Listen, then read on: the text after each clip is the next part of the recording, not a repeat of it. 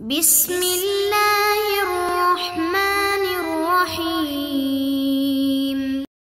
بسم اللہ الرحمن الرحیم، الحمد للہ وکفا والصلاة والسلام علی من لا نبی بعد اما بعد۔ عزیز طلبہ، آج کتاب الہدایہ جز ثالث کا سبق نمبر 189 ہے، اور اس سبق میں مثل جنس شروط الشہادہ شروع کریں گے، اور کتاب کی عبارت ولا بد فی ذلک کلہ من العدالہ سے لے کر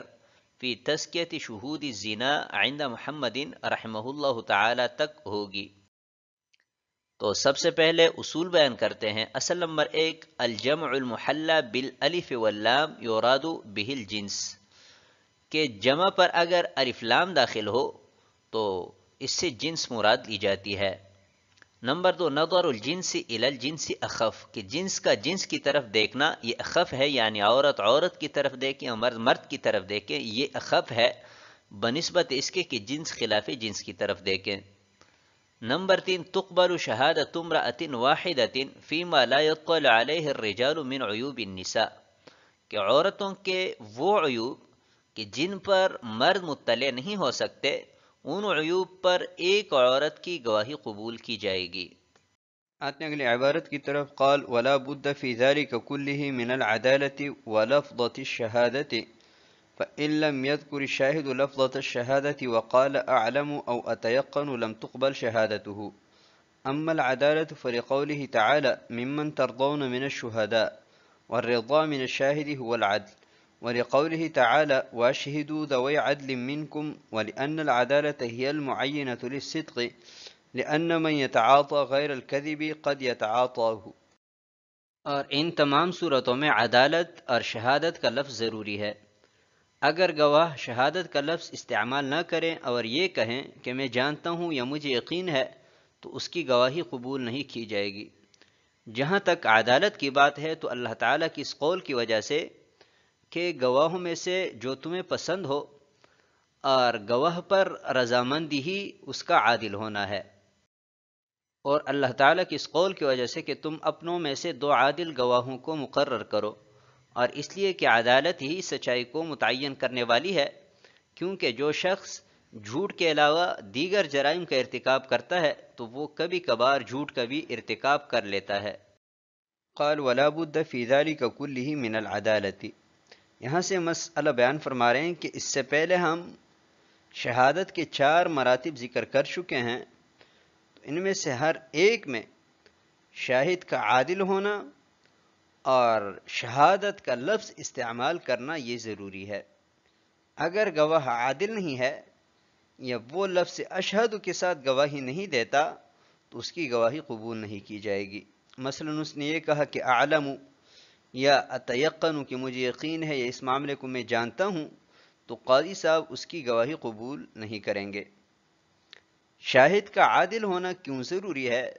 اس پر صاحب ہدایہ نے 3 دلائل ذکر فرمائی ہے۔ پہلی دلیل یہ کہ ممن ترضون من الشہداء، اللہ تعالیٰ کا پاک ارشاد ہے کہ گواہوں میں سے جو تمہیں پسند ہو، اور پسند اسی شاہد کو کیا جاتا ہے کہ جو عادل ہو۔ فاسق شخص کو کوئی سلیم الفطرت اور سلیم الطبع شخص پسند نہیں کرتا۔ تو اس آیت کریمہ سے معلوم ہوا کہ گواہ کا عادل ہونا یہ ضروری ہے۔ وَلِقَوْلِهِ تعالی، دوسری دلیل ہے کہ اللہ تعالیٰ فرماتے ہیں کہ تم میں سے 2 عادل گواہوں کو مقرر کرو۔ تو اس آیت کریمہ سے بھی معلوم ہوا کہ شاہد کا عادل ہونا ضروری ہے۔ وَلِأَنَّ الْعَدَالَةَ هِيَ الْمُعَيِّنَةُ لِلصِّدْقِ، تیسری دلیل ہے کہ شہادت ایک حجت ہے اور اس کی حجیت سچائی پر موقوف ہے، اور سچائی کو متعین کرنے والی جو چیز ہے وہ عدالت ہے، یعنی اگر شاہد عادل ہے تو سچ بولے گا، اور اگر وہ فاسق و فاجر ہے، کبائر اور صغائر کا مرتکب ہے، تو جیسے وہ دیگر جرائم کا ارتکاب کرتا ہے ایسی کبھی کبھار جھوٹ بھی بول لیتا ہے، تو تہمت کذب کی وجہ سے اس کی گواہی قبول نہیں ہوگی، بلکہ قبولیت شہادت کے لیے اس کا عادل ہونا ضروری ہوگا تاکہ اس کا سچا ہونا متعین ہو سکے کہ یہ سچا ہے۔ آتے ہیں اگلی عبارت کی طرف. عن ابی یوسف رحمہ اللہ تعالی ان الفاسق اذا كان وجيها فيما بين الناس ذا مروءة تقبل شهادته لأنه لا يستأجر لوجاهته ويمتنع عن الكذب لمروءته، والأول أصح، إلا أن القاضي لو قضى بشهادة الفاسق يصح عندنا قضاؤه. وقال الشافعي رحمه الله تعالى لا يصح والمسألة معروفة. وأما لفظة الشهادة فلأن النصوص نطقت باشتراطها إذ الأمر فيها بهذه اللفظة، ولأن فيها زيادة توكيد، فإن قوله أشهد من ألفاظ اليمين كقوله أشهد بالله، فكان الامتناع عن الكذب بهذه اللفظة أشد. اور امام ابو یوسف رحمہ اللہ تعالی سے منقول ہے کہ فاسق شخص جب لوگوں کے مابین وجیح ہو اور مروت والا ہو تو اس کی گواہی قبول کی جائے گی، اس لیے کہ اس کی وجاہت کی وجہ سے اس کو اجرت پر نہیں لیا جائے گا، اور اپنی مروت کی وجہ سے جھوٹ سے وہ باز رہے گا، اور پہلا قول اصح ہے. البتہ اگر قاضی نے فاسق کی گواہی سے فیصلہ کیا تو ہمارے ہاں اس کا فیصلہ درست ہے، اور امام شافعی رحمہ اللہ تعالی نے فرمایا کہ درست نہیں ہے اور مسئلہ مشہور ہے. اور جہاں تک لفظ شہادت کی بات ہے تو اس وجہ سے کہ اس کے شرط ہونے پر نصوص ناطق ہے، کیونکہ نصوص میں اسی لفظ کے ساتھ حکم دیا گیا ہے، اور اس لیے کہ اس میں تاکید زیادہ ہے،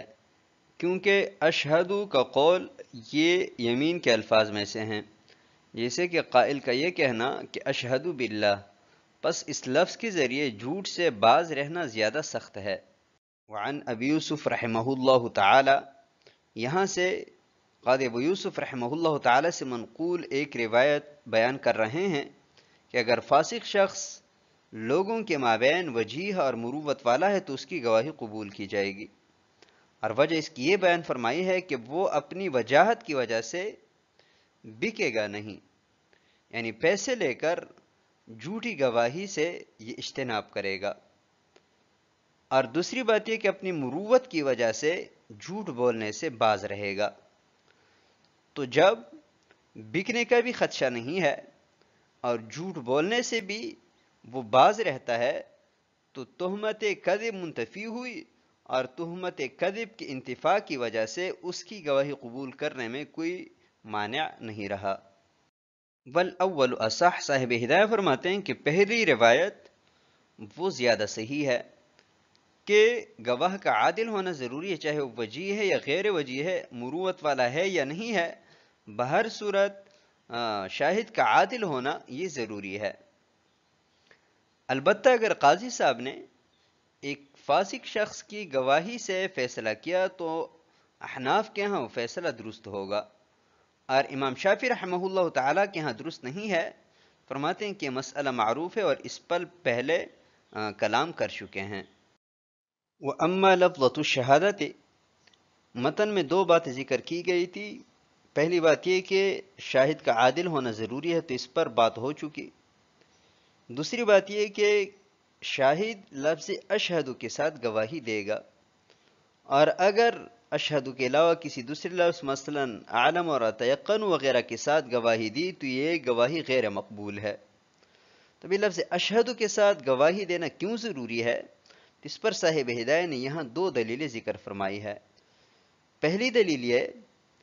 کہ نصوص میں جہاں پر گواہی دینے یا طلب کرنے کا حکم ہے تو وہ لفظ شہادت کے ساتھ ہی ہے. مثلا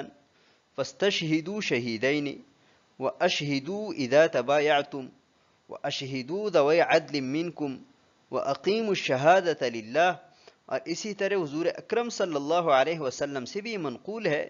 کہ اذا علمت مثل الشمس فاشہد والا فدع. تو ان روایات آیات اور ان نصوص سے معلوم ہوا کہ گواہی لفظ اشہدو کے ساتھ دینا ضروری ہے. اور دوسری دلیل یہ ہے کہ اشہدو کے لفظ میں پختگی اور تاکید زیادہ ہے، کیونکہ اشہدو کا لفظ یہ یمین کے الفاظ میں سے ہیں، جیسے کہ کہا جاتا ہے کہ اشہدو باللہ. تو اس لفظ کے ساتھ جب گواہی دے گا تو شاہد جھوٹ بولنے سے زیادہ اجتناب کرے گا، تو اس سے بھی معلوم ہوا کہ گواہی لفظ اشہد کے ساتھ دینا ضروری ہے تاکہ گواہ جھوٹ سے بچنے کی زیادہ کوشش کرے۔ آتے ہیں اگلی عبارت کی طرف، وَقَوْلُهُ فِي ذَلِكَ كُلِّهِ إِشَارَةٌ إِلَى جَمِيعِ مَا تَقَدَّمَ حَتَّى تُشْتَرَطُ الْعَدَالَةُ وَلَفْظَةُ الشَّهَادَةِ فِي شَهَادَةِ النِّسَاءِ فِي الْوِلَادَةِ وَغَيْرِهَا هُوَ الصَّحِيحُ لِأَنَّهُ شَهَادَةٌ لِمَا فِيهِ مِنْ مَعْنَى الْإِلْزَامِ حَتَّى اخْتُصَّ بِمَجْلِسِ الْقَضَاءِ وَلِهَذَا يُشْتَرَطُ فِيهِ الْحُرِّيَّةُ وَالْإِسْلَامُ۔ اور ماتن کا یہ قول کہ فی ذالک کلہ، اس میں سابقہ تمام مراتب شہادت کی طرف اشارہ ہے، یہاں تک کہ صحیح قول کے مطابق ولادت اور غیر ولادت میں عورتوں کی گواہی میں شہادت کا لفظ اور عدالت شرط ہے، کیونکہ یہ شہادت ہے اس میں الزام کا معنی پائے جانے کی وجہ سے، حتیٰ کہ یہ قاضی صاحب کے مجلس کے ساتھ خاص ہے، اور یہی وجہ ہے کہ اس میں حریت اور اسلام شرط ہے۔ وَقَوْلُهُ فِي ذَلِكَ كُلِّهِ، امام قدوری رحمہ اللہ تعالی نے اپنی عبارت میں یہ فرمایا تھا کہ لا بد فی ذالک کلہ، تو صاحب ہدایہ فرماتے ہیں کہ اس میں اشارہ ہے شہادت کے تمام مراتب کی طرف، کہ تمام مراتب میں شاہد کا عادل ہونا اور اسی طرح لفظ اشہد کے ساتھ گواہی دینا ضروری ہے، یہاں تک کہ ولادت وغیرہ میں بھی عورتوں کو جب گواہ بنایا جائے تو ان عورتوں کا عادل ہونا اور اسی طرح لفظ اشہد کا استعمال ضروری ہے صحیح قول کے مطابق۔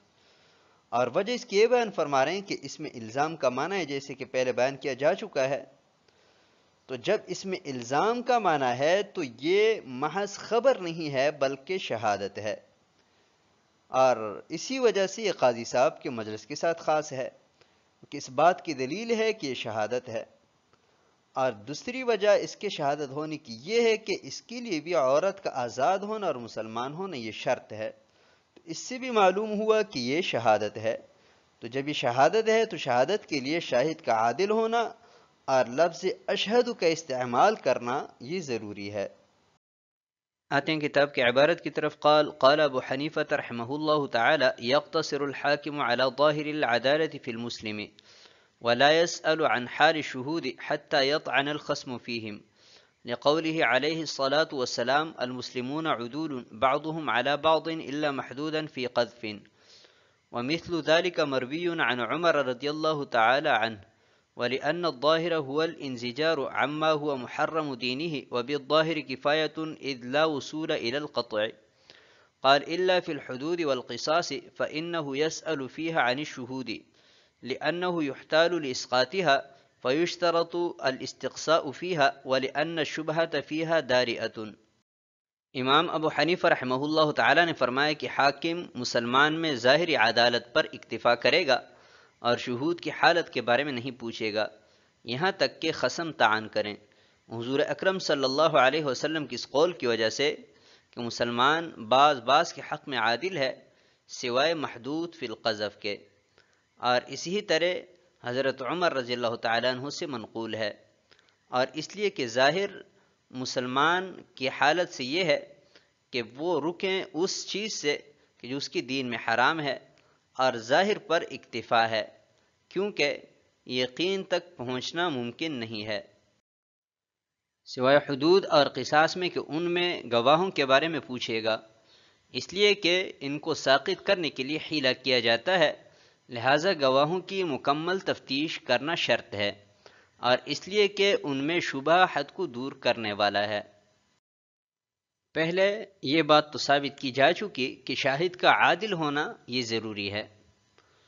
ابھی مسئلہ یہ ہے کہ ظاہری عدالت پر اکتفا کیا جائے گا یا قاضی صاحب کے لیے تفتیش ضروری ہے۔ تو اس بارے میں امام صاحب کا قول یہ ہے کہ اگر مدعی گواہوں کو پیش کریں اور مدعا علیہ کی طرف سے اس پر جرح نہ ہو تو قاضی صاحب ظاہری عدالت پر اکتفا کرتے ہوئے فیصلہ صادر کریں، لقولہ علیہ الصلاۃ والسلام۔ یہاں سے صاحب ہدایہ اس مدعا پر دو دلیلیں ذکر فرما رہے ہیں۔ پہلی دلیل حضور اکرم صلی اللہ علیہ وسلم کا قول ہے کہ المسلمون عدول بعضهم على بعض الا محدودا فی قذف، کہ مسلمان بعض کے حق میں عادل ہے سوائے محدود فی القذف کے۔ تو حضور اکرم صلی اللہ علیہ وسلم نے محدود فی القذف کو مستثنا کر کے باقی سارے کے سارے مسلمانوں کو عادل قرار دیا ہے، لہذا عدالت کی تفتیش کی ضرورت نہیں ہے۔ اور اسی طرح کے الفاظ حضرت عمر رضی اللہ تعالیٰ عنہ سے بھی منقول ہے کہ جب انہوں نے ابو موسیٰ اشعری رضی اللہ تعالیٰ عنہ کو خط تحریر فرمایا تھا تو یہ الفاظ اس میں لکھے تھے، وَلِأَنَّ الظَّاهِرَ هُوَ الْإِنزِجَارُ عَمَّا هُوَ مُحَرَّمُ دِينِهِ، یہ دوسری عقلی دلیل ہے کہ مسلمان کی ظاہری حالت سے ہی معلوم ہوتا ہے کہ وہ ان کاموں سے اجتناب کرے گا کہ جو اس کے دین اسلام میں حرام ہے، جیسا کہ جھوٹ بولنا یہ حرام ہے، تو اس کی ظاہری حالت سے ہی معلوم ہوتا ہے کہ وہ جھوٹ نہیں بولے گا، اور ظاہر ہی پر اکتفا کیا جائے گا کیونکہ یقین تک پہنچنا ممکن نہیں ہے۔ مزکی تزکیہ کریں، اس کے بعد بھی ممکن ہے کہ یہ شخص جھوٹ بولتا ہو، تو جب مزکی کے تزکیہ کے بعد بھی یقین تک پہنچنا ممکن نہیں ہے تو ظاہر پر ہی اکتفا کیا جائے گا، اور مسلمان کی ظاہری حالت یہی ہے کہ وہ جھوٹ سے اجتناب کرے گا۔ تو جب یہ بات معلوم ہوئی کہ وہ جھوٹ سے اجتناب کرتا ہے تو ظاہری عدالت کافی ہے، تفتیش کی ضرورت نہیں ہے۔ قال الا فی الحدود والقصاص، یہاں سے امام قدوری رحمہ اللہ تعالی حدود اور قصاص کو اس حکم سے مستثنا کر رہے ہیں کہ حدود اور قصاص کے باب میں قاضی صاحب تفتیش کرنے کا مکلف ہے، چاہے خصم طعن کریں یا نہ کریں، کیونکہ حدود اور قصاص میں بہانہ ڈھونڈا جاتا ہے حد کو ساقط کرنے کا، تو قاضی صاحب گواہوں کی خوب تفتیش کریں گے تاکہ کوئی ایسی بات سامنے آ سکیں کہ جس کی وجہ سے حد کو ساقط کیا جائے۔ وَلِأَنَّ الشُّبْهَةَ فِيهَا دَارِئَةٌ، اور دوسری وجہ یہ ہے کہ اگر ظاہری عدالت پر اکتفا کیا جائے تو اس بات کا شبہ رہتا ہے کہ یہ جو گواہ ہے یہ عادل نہ ہو، اور حدود شبہ کی وجہ سے ساقط ہوتی ہے، تو اس وجہ سے بھی قاضی صاحب پر لازم ہے کہ وہ ظاہری عدالت پر اکتفا نہ کریں بلکہ خوب تفتیش کریں۔ آتے ہیں اگلی عبارت کی طرف، قال وَإِن طَعَنَ الْخَصْمُ فِيهِمْ سَأَلَ عَنْهُمْ لِأَنَّهُ تَقَابَلَ الظَّاهِرَانِ فَيَسْأَلُ طَلَبًا لِلتَّرْجِيحِ، وقال أبو يوسف ومحمد رحمهم الله تعالى لا بد أن يسأل عنهم في السر والعلانية في سائر الحقوق، لأن القضاء مبناه على الحجة وهي شهادة العدول، فيتعرف عن العدالة وفيه صون قضائه عن البطلان، وقيل هذا اختلاف عصر وزمان والفتوى على قولهما في هذا الزمان، ثم التزكية في السر أن يبعث المستورة إلى المعدل فيها النسب والحلا والمصلى ويردهما المعدل، كل ذلك في السر كي لا يظهر فيخدع أو يقصد۔ اور اگر خصم گواہوں میں طعن کریں تو قاضی ان کے بارے میں تفتیش کریں، اس لیے کہ دو ظاہروں کا مقابلہ ہوا، پس وہ تفتیش کریں ترجیح ڈھونڈنے کے واسطے۔ اور قاضی ابو یوسف اور محمد رحمہم اللہ تعالی نے فرمایا کہ تمام حقوق میں سرن اور علانیتاً ان کے بارے میں تفتیش کرنا ضروری ہے، اس لیے کہ قضاء کی بنیاد حجت پر ہے، اور حجت نام ہے عادل گواہوں کی گواہی کا، پس وہ عدالت معلوم کریں، اور اس میں قاضی کے فیصلے کے باطل ہونے سے حفاظت ہے۔ اور کہا گیا ہے کہ یہ عہد اور زمان کا اختلاف ہے، اور اس زمانے میں صاحبین کے قول پر فتویٰ ہے۔ پھر خفیہ تزکیہ یہ ہے کہ معدل کی طرف ایک خفیہ رقعہ بھیجیں جس میں نسب، حلیہ اور مسجد ہو، اور معدل اسی رقعہ کو واپس کریں۔ یہ سب کچھ سرن ہونا چاہیے تاکہ اس کے ساتھ دھوکہ نہ کیا جائے یا اس کو ضرر پہنچانے کا قصد نہ کیا جائے۔ وَإِن طَعَنَ الْخَصْمُ فِيهِمْ سَأَلَ عَنْهُمْ، حدود اور قصاص کے علاوہ دیگر جو حقوق ہے ان میں ظاہری عدالت پر اکتفا کیا جائے گا، البتہ اگر خصم طعن کرے تو اس صورت میں قاضی صاحب پر واجب ہوگا کہ وہ گواہوں کی تفتیش کریں، کیونکہ دو ظاہروں کا مقابلہ ہے۔ گواہوں کی ظاہری حالت سے ہی معلوم ہوتا ہے کہ انہوں نے جھوٹی گواہی نہیں دی ہوگی کیونکہ مسلمان ہے، اور اسی طرح خصم مدعا علیہ وہ بھی چونکہ مسلمان ہے تو بظاہر اس کا تعین بھی قابل اعتبار ہونا چاہیے۔ تو ابھی ہم کس جہت کو ترجیح دیں تو کوئی مرجح نہیں ہے، تو قاضی صاحب تفتیش کریں تاکہ کوئی مرجح مل سکیں اور ایک جانب کو ترجیح دی جا سکیں۔ وقال ابو یوسف و محمد رحمہم اللہ تعالی، سابقہ تفصیل ساری کی ساری امام صاحب کے مذہب کی، یہاں سے صاحبین کا قول بیان کیا جا رہا ہے کہ تمام کے تمام حقوق میں قاضی صاحب پر واجب ہے کہ وہ سرًا اور علانیتاً گواہوں کے حال کی تفتیش کریں، اور دلیل وہ یہ بیان کرتے ہیں کہ فیصلے کی بنیاد حجت پر ہے، اور حجت نام ہے عادل گواہوں کی گواہی کا، لہٰذا قاضی صاحب پر لازم ہوگا کہ وہ پہلے گواہوں کی عدالت کو معلوم کریں تاکہ حجت کی بنیاد پر وہ اپنا فیصلہ صادر کر سکیں۔ وفیہ صون قضائہ عن البطلان، اور اس میں دوسرا فائدہ یہ ہے کہ اگر قاضی صاحب نے ظاہری عدالت پر اکتفا کرتے ہوئے فیصلہ صادر فرمایا تو عین ممکن ہے کہ وہ گواہ غیر عادل نکلے تو قاضی صاحب کا فیصلہ باطل ہو جائے گا۔ تو فیصلہ باطل ہونے سے بچانے کے لیے ضروری ہے کہ قاضی صاحب تفتیش کریں تاکہ بعد میں اس کا فیصلہ باطل نہ ہو۔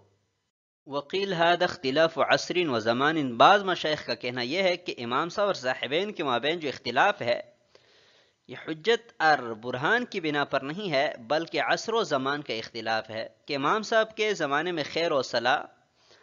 اور حق گوئی یہ عام تھی، تو اس وجہ سے ظاہری عدالت پر اکتفا کرنا کافی تھا۔ صاحبین کا زمانہ چونکہ حضور اکرم صلی اللہ علیہ وسلم کے زمانے سے نسبتاً دور ہے، تو اس زمانے میں چونکہ خیر و صلاح کی کمی تھی تو اپنے زمانے کے مطابق صاحبین نے یہ فتویٰ دیا کہ ظاہری عدالت پر اکتفا نہیں کیا جائے گا